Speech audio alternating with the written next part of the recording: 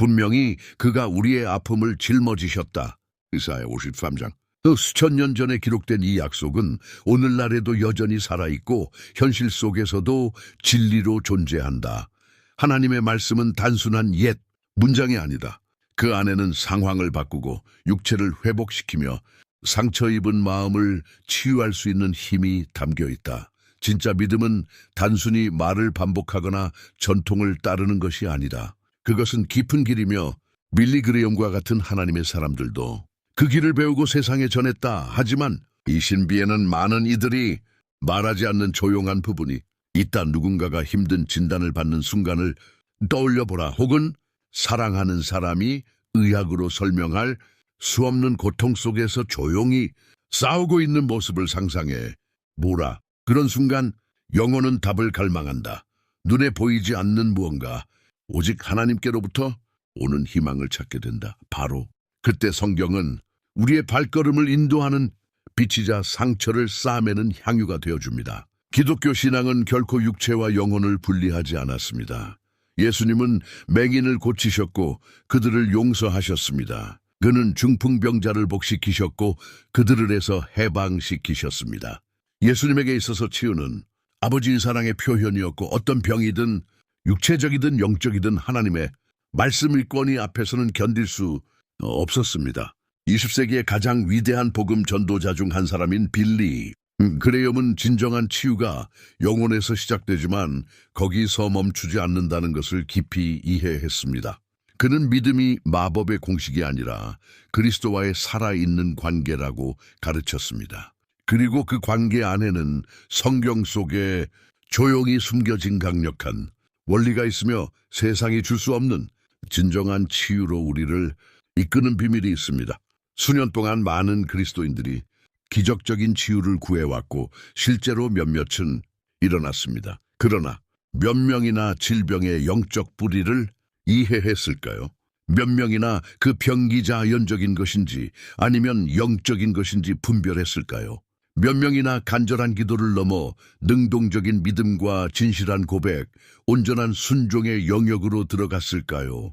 이번 영상에서는 성경 속으로 깊이 들어가 치유의 참된 길을 밝히는 성경적 원리들을 발견할 것입니다. 많은 사람들이 전하지 않는 이 길은 성경의 페이지 속에 명확히 드러나 있습니다. 예수님께서 왜 병든 자를 불쌍히 여기셨는지, 어떻게 질병을 열 수 있는지, 그리고 기적의 치유를 삶에 불러오는 영태도가 무엇인지 함께 알아보겠습니다. 우리는 마법의 공식을 말하는 것이 아닙니다. 우리는 영원한 영적 원칙에 대해 이야기하고 있습니다. 대부분의 사람들이 무시하지만 빌리 그레엄과 같은 하나님의 위대한 사람들은 알고 있던 진리입니다. 치유는 모든 것을 치료의 대가 되시는 의사, 곧 하나님 건전히 내어 맡기는 것에서 시작됩니다. 만약 당신이 이 비밀을 발견하고 쉽고 하나님께서 여전히 치유하신다는 것을 믿으며 그것을 당신의 삶에서 생생하고 실제적으로 경험하길 원한다면 당신은 지금 바로 올바른 자리에 있습니다. 이제 배울 준비를 하십시오. 감동을 받을 것이며 무엇보다도 새로운 믿음의 수준으로 살아가라는 도전을 받게 될 것입니다. 이 영상은 단순한 신학적 설명이 아닙니다. 이것은 하나님의 초대입니다. 당신이 믿음으로 일어나고 당신을 얽매어온 거짓들을 끊어내며 몸과 영혼과 영이 완전히 회복되는 시대로 들어가라는 하나님의 부르심입니다. 만약 이 메시지가 이미 당신의 마음을 두드리고 있다면 지금 바로 채널을 구독해 보세요. 그러면 매일 하나님의 영감 있는 메시지를 받아보며 믿음을 채우고 영혼을 강하게 하며 주님의 길로 나아가는데 도움이 될 것입니다. 하나님께서는 당신에게 더 많은 것을 보여주시기를 원하시며 저는 그 영적 성장의 여정에 함께하고 싶습니다. 원칙 1, 치유는 진실한 회개에서 시작된다. 내 이름으로 일컫는 내 백성이 스스로 겸비하고 기도하여 내 얼굴을 찾으며 그들의 약한 길에서 떠나면 내가 하늘에서 듣고 그들의 죄를 사하고 그들의 땅을 고칠지라. 역대하 유법실 사사 빌리 그레엄은 모든 참된 치유의 첫걸음이 인간 영혼 안에서 시작된다고 깊이 믿었습니다. 그는 회개를 단순한 종교적 행위로 보지 않았습니다. 그는 그것을 강력한 해방이라고 여겼습니다. 한 마음이 하나님 앞에 겸손히 자신을 낮추고 변화가 필요함을 인정할 때 하늘이 움직입니다. 우리의 영적 상태와 육체적 감정적 건강 사이에는 보이지 않지만 매우 실제적인 결이 있습니다. 밀리는 그의 많은 설교에서 하나님의 역사하심을 가로막는 가장 큰 장애물은 병의 심각성이 아니라 하나님 앞에 항복하는 것을 막는 교만이라고 말했습니다. 그리고 그는 언제나 이렇게 상기시켰습니다. 하나님은 상한 심령을 외면하지 않으신다고 성경은 분명히 말합니다. 많은 경우 질병은 단순히 육체의 문제가 아니라 병든 영혼의 문제라는 것을, 이것은 벌에 대한 이야기가 아니라 결과에 대한 이야기입니다. 죄가 마음속에 감춰질 때 그것은 무거운 짐이 됩니다. 그리고 그 짐은 평안도 쉼도 건강도질식 시킬 수 있습니다.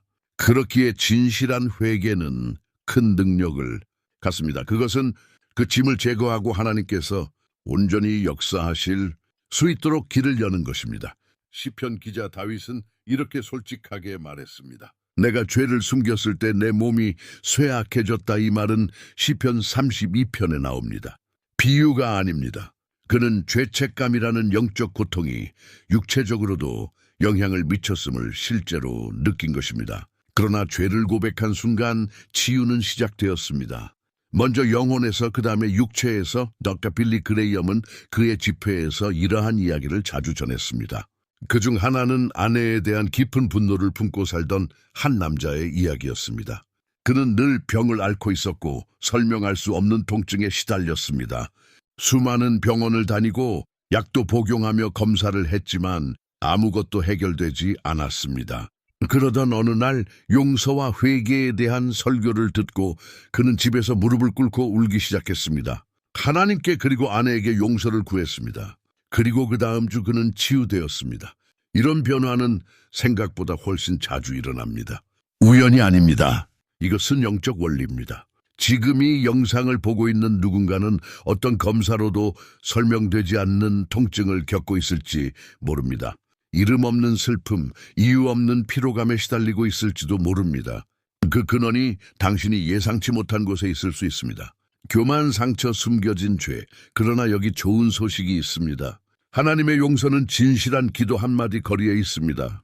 값을 치를 필요는 없습니다. 단지 항복하면 됩니다. 그리고 참된 회개가 있을 때 하나님은 단지 용서만 하시는 것이 아니라 회복시키시고 치유하시며 다시 일으키십니다. 빌리는 자주 이렇게 말하곤 했습니다. 그리스도의 십자가는 단지 죽음, 이후의 천국을 보장하기 위한 것이 아니라 지금 여기에서 생명을 주기 위한 것이라고. 그리고 그 생명은 회개로부터 시작됩니다. 이것은 수치에 대한 이야기가 아니라 해방에 대한 이야기입니다. 마귀는 당신이 숨기를 원하지만 하나님은 당신이 자신을 드러내기를 원하십니다. 왜냐하면 그래야만 하나님께서 당신을 깨끗하게 하시고 치유하시며 새롭게 하실 수 있기 때문입니다. 예수님의 치유 사역을 보면 종종 먼저 이렇게 말씀하셨습니다. 내 죄가 사함을 받았다. 그 다음에 일어나 걸어라. 왜일까요? 예수님은 알고 계셨기 때문입니다. 마비, 고통, 고난의 뿌리는 눈에 보이는 것보다 훨씬 더 깊은 곳에 있다는 것을. 그리고 예수님은 항상 뿌리를 다루십니다. 증상만이 아니라 빌리 그레이엄이 설교할 때 그는 치유 집회를 연 적이 거의 없었습니다. 그런데도 수천 명이 치유를 경험했습니다. 왜일까요? 그의 메시지는 사람들을 회개로 이끌었기 때문입니다. 그리고 회개는 기적 의문을 엽니다. 여기서 중요한 점이 있습니다. 회개는 단순히 하나님 용서해 주세요라고 말하는 것이 아닙니다. 그것은 자신에게 변화가 필요하다는 것을 인정하는 것입니다. 방향을 바꾸는 것입니다. 잘못을 합리화하는 것을 멈추고 아버지의 품에 뛰어드는 것입니다. 그리고 그렇게 할 때 영적 세계에서 어떤 것이 무너지고 하나님의 빛이 들어옵니다. 더 나아진 상태가 될 때까지 기다리지 마십시오. 치유받기 위해 회개하십시오. 하나님 앞에서 진실하십시오. 마음을 여십시오. 고백하십시오. 도움을 구하십시오. 당신을 상처 입힌 사람을 용서하십시오. 당신이 상처 입힌 사람에게 용서를 구하십시오. 만약 어떤 것이 마음의 짐이 된다면 더 이상 혼자 짊어지지 마십시오. 오늘이 바로 당신의 해방의 날이 될 수 있습니다. 지금 이 순간부터 시작할 수 있습니다. 있는 그 자리에서 하나님께 이야기하십시오. 말이 아름다울 필요는 없습니다. 진실하면 됩니다. 마음속에 있는 것을 하나님께 말씀드리세요. 내려놓으세요. 고백하세요. 회개하세요. 그리고 하나님만이 하실 수 있는 일을 볼 준비를 하십시오. 왜냐하면 치유를 위한 첫걸음은 병원이 아니라 제단에서 시작되기 때문입니다. 원칙, 뒤행동하는 믿음이 하나님의 능력을 풀어낸다. 믿음이 없이는 하나님을 기쁘시게 할 수 없습니다. 하나님께 나아가는 자는 반드시 그가 계신 것과 자기를 찾는 자들에게 상 주시는 이심을 믿어야 합니다. 히브리서 116 빌리 그레이엄은 자주 이렇게 말했습니다. 믿음은 단지 하나님을 믿는 것이 아니라 비록 이해되지 않을지라도 그분을 신뢰하며 순종하는 것이라고. 참된 기독교적 믿음은 수동적이지 않습니다. 단순히 마음속에 따뜻한 감정이 아닙니다. 믿음은 행동입니다. 결단입니다. 움직임입니다. 많은 사람들이 기적과 치유, 하늘의 응답을 원하지만 정작 아무런 움직임도 없이 그 자리에 머물러 있습니다. 하나님께서 역사하시길 바라지만 여전히 두려움, 의심 또는 막연한 기다림에 마비되어 있습니다. 그런데 여기 빌리가 열정을 다해 전했던 비밀이 있습니다. 하나님의 능력을 풀어내는 믿음은 움직이는 믿음이라는 것입니다. 그것은 발걸음을 내딛는 믿음입니다. 행동하는 믿음입니다. 성경에서 12년 동안 혈루증을 앓은 여인은 행동하는 믿음이 가장 강력한 예 중 하나입니다. 그녀는 이미 모든 방법을 시도해 보았고 어떤 의사도 도와줄 수 없었습니다. 그녀는 고립되어 있었고 지쳐 있었으며 수치심에 사로잡혀 있었고 아마도 기운조차 없었을 것입니다. 하지만 그녀 안에서 어떤 음성이 말했습니다. 내가 예수님의 옷자락만 만져도 나을 것이다. 그녀는 예수님이 먼저 자신을 바라봐 주시길 기다리지 않았습니다. 하나님의 뜻이라면 그분이 내게 오시겠지라고 말하지도 않았습니다. 아니요. 그는 일어났습니다. 중을 예수님께 손을 뻗습니다. 이것이 행동하는 음음입니다. 그리고 무슨 일이 일어났습니까? 예수님께서 멈추셨습니다. 그분은 자신에게서 능력이 나간 것을 느끼셨고 말씀하셨습니다. 내 믿음이 너를 구원하였다. 빌리 그레이엄은 많은 그리스도인들이 기적을 기다리지만 정작 그 첫 발걸음을 내딛지 않는다고 가르쳤습니다. 그는 이렇게 말하곤 했습니다. 믿음은 하나님께서 이미 주시려 펼치신 것을 받기 위해 내미는 손이다. 그러나 그 손은 움직여야 합니다. 하나님께서는 이미 많은 약속을 주셨습니다. 그러나 하나님은 행동을 보실 때 반응하십니다. 그것이 작든 두려움에 떨리는 한 걸음이든 말입니다. 미국에서 열린 그의 한 집회에서 한 노부인이 힘겹게 앞으로 나왔습니다. 그때 빌리는 기도를 위한 초청을 하고 있었습니다. 그녀는 떨고 있었고 지팡이도 간신히 버티고 있었습니다. 하지만 그녀는 치유받고 싶었습니다. 빌리가 기도하는 동안 그녀는 지팡이를 내려놓고 믿음의 발걸음을 내디뎠습니다. 바로 그 순간 그녀의 몸에 힘이 돌아왔습니다. 그녀는 울면서 말했습니다. 나는 믿고 있었지만 행동할 때 비로소 일이 일어났어요. 그것은 마법이 아니었습니다. 그것은 믿음과 행동이 결합된 순간이었습니다. 이제 한번 생각해 보십시오. 우리는 얼마나 자주 치유를 구하는 기도를 하면서도 여전히 불안과 두려움과 상처를 품고 살아가고 있을까요? 우리는 하나님을 신뢰한다고 말하면서도 습관을 바꾸지 않고 죄에서 떠나지 않으며 말씀에 순종하지 않을 때가 얼마나 많습니까? 참된 믿음은 단순히 기다리는 것이 아닙니다. 먼저 순종하는 것입니다. 아직 보이지 않아도 행동하는 것입니다. 왜냐하면 하나님은 상황보다도 더 신실하신 분임을 믿기 때문입니다. 시리아의 군대 장관 나아만의 이야기를 기억하시나요? 그는 나병 환자였습니다. 그런데 선지자 엘리사는 그를 직접 만나지도 않았습니다. 단지 이렇게 전했습니다. 요단강에 가서 7번 몸을 씻으시오. 나아만은 화가 났습니다. 그는 더 영적이고 더 극적인 뭔가를 기대했던 것입니다. 어쩌면 더 쉬운 무언가를 봤는지도 모릅니다. 그러나 그의 치유는 믿음과 순종의 행동에 달려 있었습니다. 결국 그는 선지자의 말대로 정확히 순종했고 그 순간 그는 완전히 나음을 받았습니다. 때로 하나님은 우리에게 아주 단순한 것을 요구하십니다. 또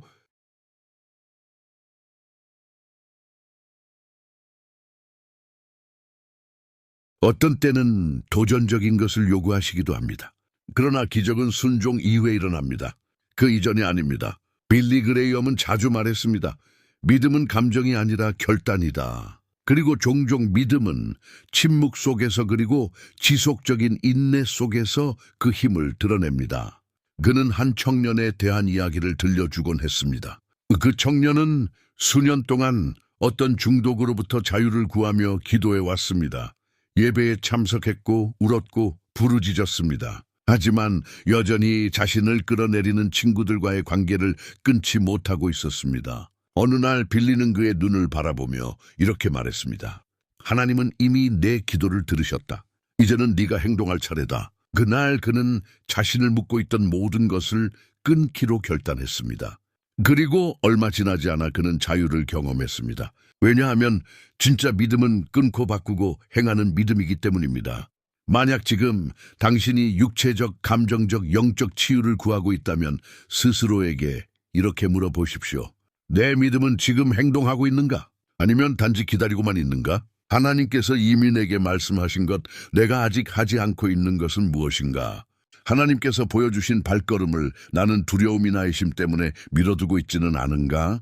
그것은 누군가를 용서하는 일일 수도 있습니다. 누군가에게 도움을 요청하는 일일 수도 있고, 죄를 내려놓는 일, 더 깊은 믿음으로 기도하는 일, 새로운 어떤 것을 시작하는 것일 수도 있습니다. 중요한 것은 이것입니다. 치유는 다음 믿음의 걸음 속에 담겨 있는 경우가 많다는 것입니다. 그리고 당신이 그 발걸음을 내딛는 순간 하나님은 능력으로 응답하십니다. 모든 것을 이해할 필요는 없습니다. 모든 것을 느낄 필요도 없습니다. 단지 신뢰하고 순종하면 됩니다. 예수님께서 어떤 맹인에게 실로한 못에 가서 눈을 씻으라고 하셨던 것을 기억하세요? 그는 여전히 맹인 상태에서 갔습니다. 그러나 그는 갔습니다. 그리고 도착해서 눈을 씻었을 때 보게 되었습니다. 왜냐하면 그의 믿음이 행동으로 나타났기 때문입니다. 믿음으로 행동하기 위해 강해질 필요는 없습니다. 믿음으로 행동할 때 강해지는 것입니다. 빌리 그레이엄은 이렇게 말했습니다. 믿음은 보이지 않는 것을 보고 믿을 수 없는 것을 믿으며 불가능한 것을 받는다. 이제 질문은 이것입니다. 당신은 그 한 걸음을 내디 준비가 되어 있습니까? 보이는 보장이 없어도 두려움이 있어도 어려워도 왜냐하면 당신이 믿음으로 행동할 때 하나님은 능력으로 역사하시고 불가능은 현실이 되기 때문입니다. 원칙 3. 뜨거운 기도는 하늘을 움직인다. 의인의 간구는 역사하는 힘이 큽니다. 야고보서. 오빌리 그레이엄이 그의 삶과 사역에서 결코 포기하지 않고 강하게 강조했던 것이 하나 있다면 그것은 바로 이것입니다. 기도는 마지막 수단이 아니라 첫 번째 무기라는 것입니다. 그는 이렇게 말하곤 했습니다. 믿음과 진실함 그리고 인내로 기도하는 그리스도인은 생각보다 훨씬 기적에 가까이 있다. 뜨거운 기도는 하늘을 움직이고 진단을 바꾸며 생명을 새롭게 합니다. 그렇다면 뜨거운 기도란 무엇일까요? 그것은 단순히 아름다운 말이나 온 문장이 아닙니다. 그것은 하나님을 향한 불타는 심장에서 흘러나오는 기도입니다. 영혼을 찢고 끝까지 붙들고 믿음으로 부르짖는 기도입니다. 길거나 화려할 필요는 없습니다. 단지 진짜면 됩니다. 하나님은 아름다운 기도에 응답하지 않으십니다. 하나님은 진실한 기도에 응답하십니다. 빌리는 자신의 사역 중 많은 어려움 가운데서도 때때로 무슨 말을 해야 할지도 모를 만큼 지칠 때가 있었다고 고백했습니다. 하지만 그는 그런 때에도 기도했습니다. 주님, 지금 당신이 필요합니다. 그 짧은 말 한마디, 그러나 충분했습니다. 왜냐하면 하나님은 웅변이 아닌 깨어진 마음을 찾으시기 때문입니다. 성경에서의 원칙을 보여주는 강력한 예가 바로 히스기야 왕입니다. 그는 병들어 죽게 되었고 선지자 이사야는 하나님의 명령을 전했습니다. 내 집을 정리하라. 네가 죽게 될 것이다. 하지만 히스기야는 어떻게 했습니까? 그는 얼굴을 벽 쪽으로 돌리고 눈물로 기도했습니다. 진실하게 간절하게 믿음으로 시간을 구했습니다. 그리고 이사야가 왕궁을 떠나기도 전에 하나님께서 말씀하셨습니다. 가라. 내가 그의 생명에 15년을 더하겠다. 이것이 바로 뜨거운 기도의 능력입니다.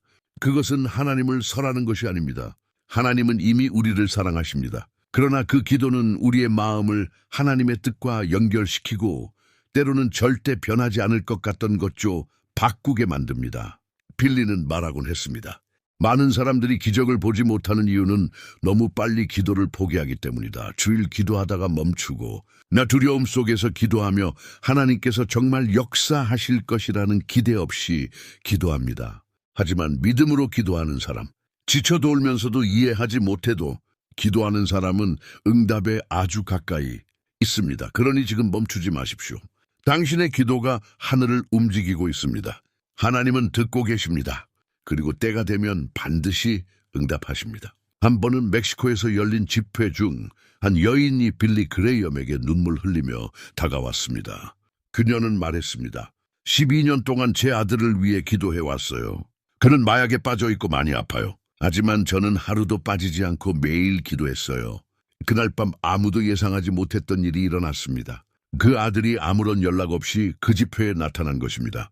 아무도 그가 어떻게 왔는지 몰랐습니다. 그런데 바로 그날 밤 그는 예수님께 삶을 드렸고 그 같은 달 안에 마약에서 자유로워졌습니다. 심지어 의사들이 돌이킬 수 없다고 했던 폐 손상까지 치유되었습니다. 빌리는 그녀를 바라보며 이렇게 말했습니다. 하나님은 신의 모든 기도를 들으셨습니다. 하나님은 신실한 자의 눈물을 지 않으십니다. 지금 치유를 위해, 해방을 위해, 기적을 위해 기도하고 있을 수 있습니다. 며칠째, 몇 주째, 혹은 몇 년째 울며 부르짖고 있을 수 있습니다. 그리고 아마 이렇게 느낄지도 모릅니다. 하나님은 듣고 계신 걸까? 하지만 확실한 것은 이겁니다. 하나님은 듣고 계십니다. 하나님은 믿음과 진실함으로 드어진 기도를 결코 외면하지 않으십니다. 그리고 기도의 가장 놀라운 힘 중 하나는 이것입니다. 때로는 기도가 상을 먼저 바꾸는 것이 아니라 당신을 바꿉니다. 기도는 힘을 주고 평안을 주고 지혜를 주고 믿음을 새롭게 합니다. 그리고 당신이 바뀌면 주든 것이 하나님의 손에 의해 정돈되기 시작합니다. 기도는 소리치는 것이 아닙니다. 말을 반복하거나 멋진 말을 하는 것도 아닙니다. 그것은 진실함입니다. 예수님도 그렇게 가르치셨습니다. 너희는 식하는 자들처럼 하지 말라. 너는 방에 들어가 문을 고이지 않게 신 아버지께 기도하라. 그리고 예수님은 이렇게 약속하셨습니다. 은밀한 중에 보시는 내 아버지께서 갚으시리라. 빌리 그레이엄은 늘 기도를 위해 시간을 따로 떼어놓았습니다. 수천 명이 모인 집회 가운데서도 지쳐있는 와중에도 그는 하나님과 조용히 대화하는 시간을 놓치지 않았습니다. 그리고 그 집회에서 일어났던 수많은 치유와 해방은 공개적인 기도 때문만이 아니라 하나님과 지속적으로 연결된 삶을 사는 사람들을 통해 일어났던 것입니다. 미나스제라이스의 한 시골에 살던 한 평범한 할머니는 이렇게 고백한 적이 있습니다. 나는 목사님들처럼 기도는 못해요. 근데 매일 부엌에서 하나님께 말씀드려요. 그녀는 설거지를 하며 이렇게 기도했습니다. 예수님, 오늘 우리 애 좀 찾아가 주세요. 제 아들 좀 고쳐주세요. 주님만 하실 수 있어요. 그렇게 1년이 지난 후 그녀의 아들은 자가 면역질환에서 완전히 치유되었습니다. 의사들은 설명할 수 없다고 했지만 그녀는 알고 있었습니다. 그것은 단순하고 끊임없고 진심 어린 기도의 힘이었다는 것. 그러니 지금 당신이 치유, 회복 또는 방향을 구하고 있다면 기도하세요. 하지만 믿음으로 하세요. 마음으로 하세요. 의무감이 아닌 의식이 아닌 당신이 지금 하나님께 들리고 있다는 확신으로 기도하세요. 왜냐하면 당신은 지금 듣고 계신 하나님께 기도하고 있기 때문입니다. 그리고 만약 당신이 이미 기도하고 있는데도 아직 응답을 보지 못했다면 계속하십시오. 인내하세요. 하나님 앞에서 당신의 말로 싸우세요. 부르짖고 울고 말하고 찬양하세요. 기도는 고통에서 위로로, 의심에서 평안으로, 질병에서 기적으로 가는 가장 짧은 길입니다. 빌리 그레이엄은 이렇게 말하곤 했습니다. 무릎 꿇고 기도하는 그리스도인은 인생 앞에서 굳건히 서 있다. 그리고 이는 진리입니다. 왜냐하면 기도는 비록 응답이 늦더라도 우리를 강하게 만들고 하나님께서 이미 준비하신 것을 받을 수 있도록 우리의 마음을 준비시키기 때문입니다. 만약 오늘 당신이 정말 다 해봤다는 마음이 든다면 다시 기도하십시오. 믿음으로 기도하세요. 용기를 내어 기도하세요. 진심으로 기도하세요. 왜냐하면 하나님은 들으시고 하나님은 응답하시기 때문입니다. 원칙 4. 용서는 치유를 위한 공간을 여는 것이다. 서로 친절하게 하며 불쌍히 여기고 서로 용서하되 하나님이 그리스도 안에서 너희를 용서하신 것 같이 하라. 에베소서 4:32 영혼을 병들게 하는 것 중에 원한보다 더 심각한 것은 거에 없습니다. 그리고 빌리 그레이엄은 늘 이렇게 단호하게 말하곤 했습니다. 용서하지 않는 사람은 치유의 문을 닫고 마음속에 쓰라림과 고통이 자리 잡도록 허락하는 것이다.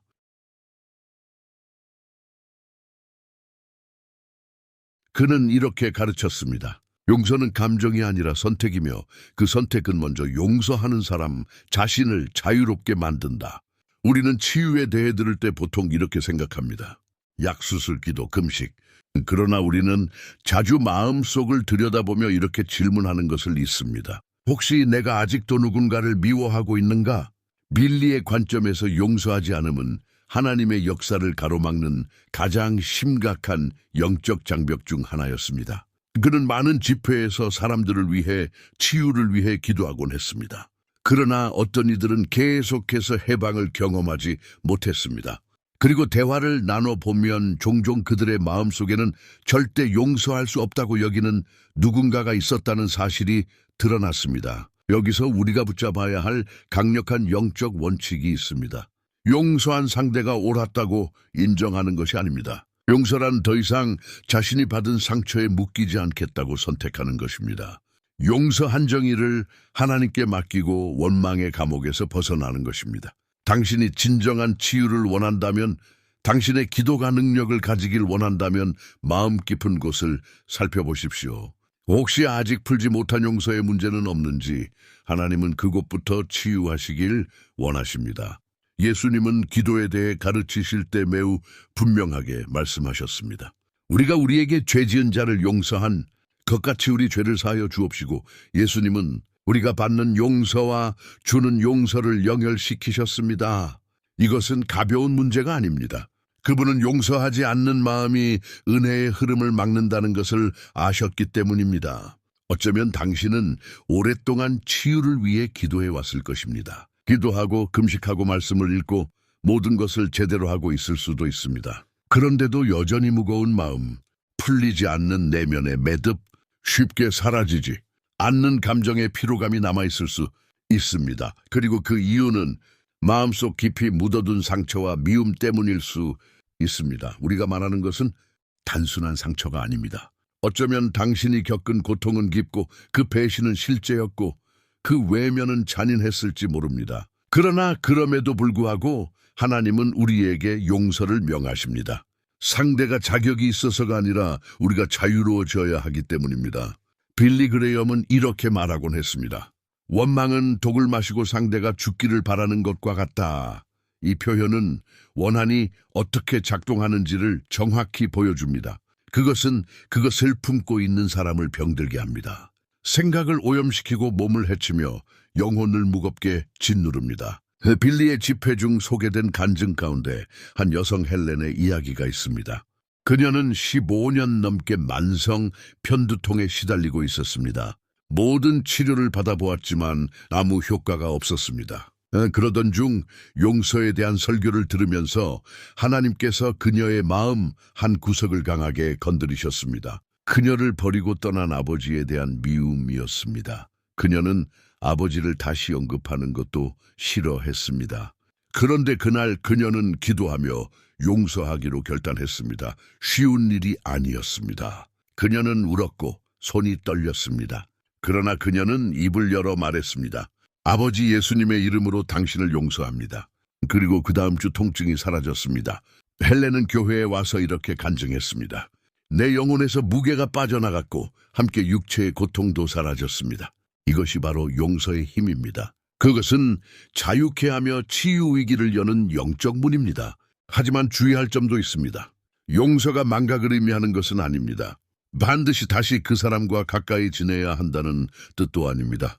용서란 내 영혼에서 독을 빼내는 것이며 하나님께 심판을 맡기고 과거의 포로 상태에서 벗어나는 것입니다. 그리고 만약 지금 나는 도저히 혼자 힘으로는 용서할 수 없어요 라고 느껴진다면 기도하십시오. 도움을 구하십시오. 예수님은 당신의 상처를 아십니다. 그분도 배신당하고 거절당하고 부당한 대우를 받으셨습니다. 그리고 그 고통의 절정인 십자가 위에서조차 그분은 이렇게 기도하셨습니다. 아버지여 저들을 용서하소서. 이것이 바로 우리가 따르도록 부르심받은 용서의 기준입니다.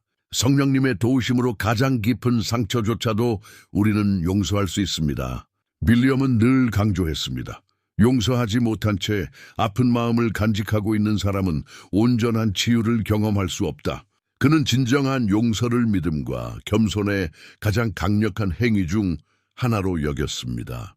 당신이 치유되기를 원한다면 먼저 마음 안을 들여다보십시오. 당신이 용서해야 할 누군가가 있습니까? 가족, 친구, 지도자 아니면 자기 자신일 수도 있습니다. 그 짐을 오늘 하루 더 이상 짊어지지 마십시오. 기도하세요. 용서를 선포하세요. 하나님께 맡기세요. 그리고 당신은 곧 느끼게 될 것입니다. 마음이 가벼워지고 영혼이 숨을 쉬고 몸이 반응하기 시작하는 그 순간을 용서는 과거를 바꾸지는 않지만 지금 이 순간을 완전히 변화시킵니다. 그리고 그보다 더 중요한 것은 하나님께서 치유와 평안복을 부으실 수 있는 공간이 열린다는 것입니다. 원치고 하나님의 뜻에 복종할 때 영혼은 치유된다. 내 원대로 마시옵고 아버지의 뜻대로 하옵소서. 누가복음 22빌리.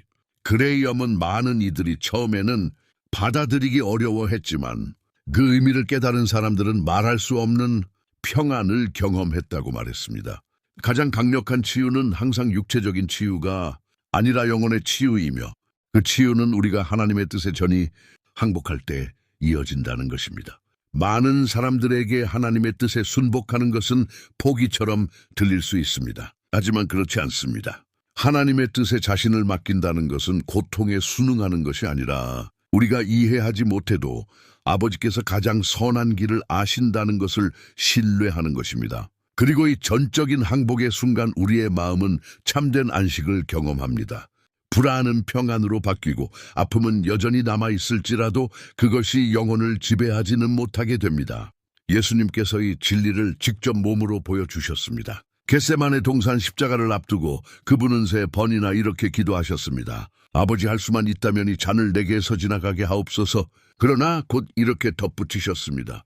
그러나 내 뜻대로 마시고 아버지의 뜻대로 하옵소서. 이것은 약함이 아니라 진정한 힘과 용기의 표현이었습니다. 아버지의 뜻 선전이 자신을 내어들린 그 순간부터 역사상 가장 큰 치유, 우리의 구원이 시작된 것입니다. 하나님의 뜻에 순복하는 것이 반드시 고통의 끝을 의미하는 것은 아닐 수 있습니다. 그러나 그 항복은 영혼의 고통을 끝내는 시작이 됩니다. 그리고 그 안에서 당신은 진짜 평안을 경험하게 됩니다.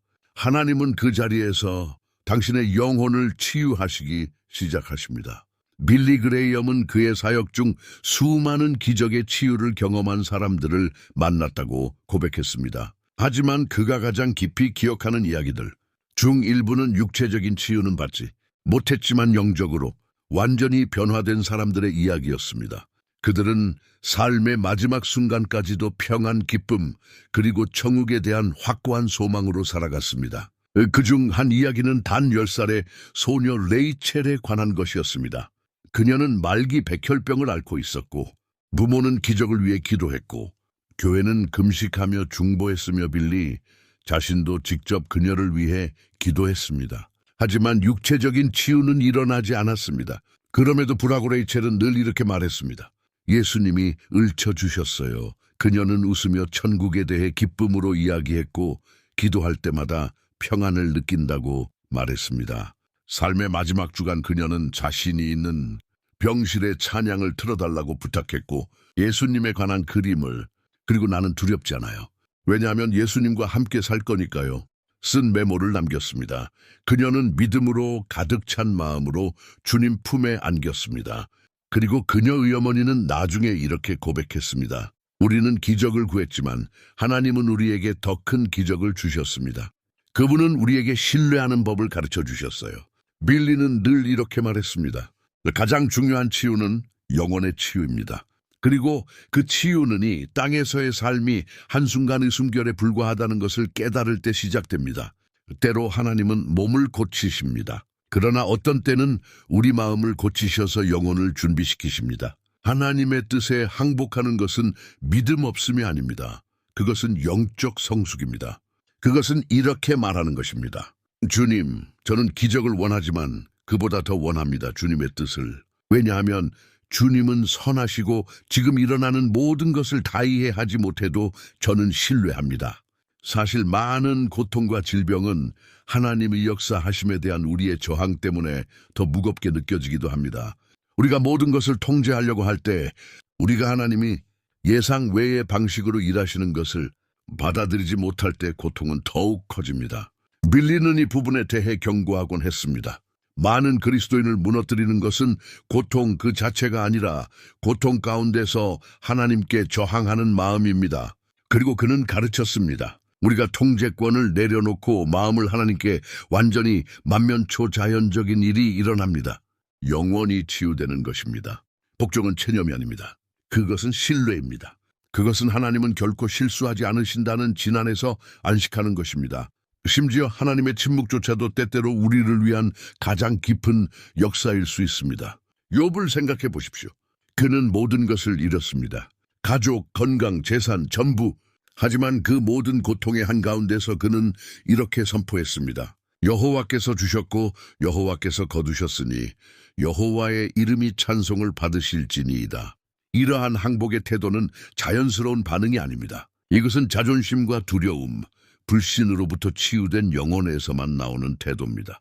그리고 결국 하나님은 욥의 삶을 완전히 회복시키셨습니다. 하지만 그보다 더 놀라운 것은 욥이 전에 한 번도 경험해보지 못했던 방식으로 하나님을 알게 되었다는 것입니다. 어쩌면 지금 당신도 오랫동안 치유를 위해 기도해 왔을 것입니다. 지치고 답답하고 왜 아직 응답이 오지 않는지 이해할 수 없을지도 모릅니다. 그러나 어쩌면 오늘 하나님께서 당신에게 이렇게 말씀하고 계시는지도 모르니다. 내 아들아, 내 딸아, 나는 지금 네가 생각하는 것보다 더 깊은 것을 치유하고 있다. 나를 신뢰하라. 진실한 항복은 모든 것을 바꿉니다. 그것은 치유에 대한 열망을 지우는 것이 아니라 그 치유를 둘러싼 무거운 짐과 불안, 의심을 거두어냅니다. 그것은 하나님을 중심에 두고 믿음의 결과가 아닌 하나님의 신실하심에 고정시키게 합니다. 빌리 그레이엄은 생애 마지막까지 진리를 전파했습니다. 그 자신도 로세하고 건강이 악화된 상태에서 이렇게 고백하곤 했습니다. 나는 준비가 되었습니다. 하나님께서는 내게 가장 중요한 일을 이미 해주셨습니다. 내 영혼을 구원하셨습니다. 나머지는 그분의 손에 달려 있습니다. 그리고 이것이야말로 누구도 빼앗을 수 없는 치유입니다. 하나님과 화평한 영혼, 소망으로 가득 찬 심령, 이 땅에서든 영혼 속에서든 가볍고 견고한 마음으로 살아갈 준비가 된 삶. 우리는 지금까지 영원한 진리로 가득한 강력한 여정의 끝에 도달했습니다. 이 영상 전체를 통해 우리는 성경이 말하는 진정한 치유가 단순히 육체적 치유에 그치지 않는다는 것을 배웠습니다. 그 치유는 영혼에서 시작되어 마음으로 이어지고 하나님의 뜻과 타이밍 속에서 몸에도 임할 수 있습니다. 이제 하나님의 말씀과 빌리, 그레이엄의 가르침을 통해 정리된 5가지 치유의 원칙을 다시 기억해 봅시다. 1. 치유는 진실한 회개에서 시작된다. 하나님 앞에서 마음이 부서질 때 하늘은 열립니다. 고백된 죄는 치유의 은혜를 위한 공간을 만듭니다. 2. 행동하는 믿음이 하나님의 능력을 풀어낸다. 믿음은 단지 믿는 것이 아니라 이해하지 못해도 순종하는 것입니다. 두려움 속에서도 한 걸음을 내딛는 것. 왜냐하면 하나님은 이미 길을 예비하셨기 때문입니다. 3. 뜨거운 기도는 하늘을 움직인다. 기도의 길이나 단어의 화려함이 아닌 마음의 진실함이 중요합니다. 하나님은 부서진 마음에서 나오는 모든 기도를 들으십니다. 계속할까요? 4. 용서는 치유의 길을 여는 문이다. 상처는 우리를 묶지만 용서는 우리를 자유롭게 합니다. 용서를 선포하는 그 순간 영혼은 다시 숨을 쉬고 치유의 역사가 시작됩니다. 5. 하나님의 뜻에 순복할 때 영혼은 치유된다. 진정한 평안은 즉각적인 치유에서 오는 것이 아니라 하나님께서 모든 것을 주관하신다는 확신에서 옵니다. 심지어 그분의 침묵 속에서도 이제는 당신의 차례입니다. 이번 한 주간이 5가지 원칙 중 하나를 실제로 살아보세요. 작은 실천, 작은 순종, 작은 한 걸음이 하나님의 놀라운 역사를 여는 열쇠가 될 수 있습니다. 하나님은 이미 그 길목에서 당신을 기다리고 계십니다. 치유는 이미 시작되었습니다. 기억하세요. 하나님은 지금도 치유하십니다. 그분은 어제나 오늘이나 영원토록 변함없는 분이십니다. 그리스도의 십자가는 단지 죄에서 구원하시기 위함만이 아니라 깨진 모든 것을 회복하시기 위함이었습니다. 우리의 몸, 마음 그리고 영혼까지 오늘 당신이 어떤 고통 속에 있든 그분께 맡기세요. 신뢰하고 용서하고 기도하고 믿고 항복하세요. 빌리 그레엄은 이렇게 말했습니다. 당신이 경험할 수 있는 가장 큰 치유는 당신이 하나님께 속해 있다는 사실에서 오는 평안이다. 그리고 그 평안은 지금 이 순간 당신의 마음이 열릴 때 당신의 삶 안에 임할 수 있습니다. 이제 초대합니다. 아래 댓글에